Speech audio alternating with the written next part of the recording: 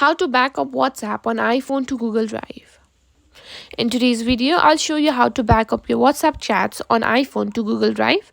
If you've ever wanted to keep your WhatsApp messages safe and accessible, this tutorial is for you, so let's get started.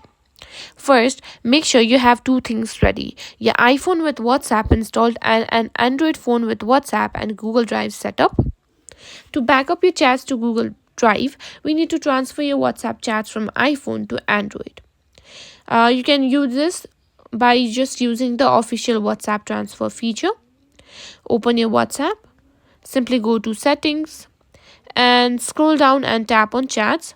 On the chats, you'll find an option that says and tap on it and simply click on start and transfer to a different phone number if you are simply transferring to a different phone number.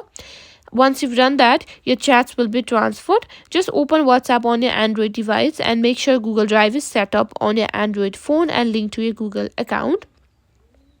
And just go to chats and in your Android phone and simply click on chat backup, and there you'll be able to find Google Drive. Backup to Google Drive. Just choose your preferred frequency for backups, then tap backup to start the process, and your WhatsApp chats will now be backed up to Google Drive.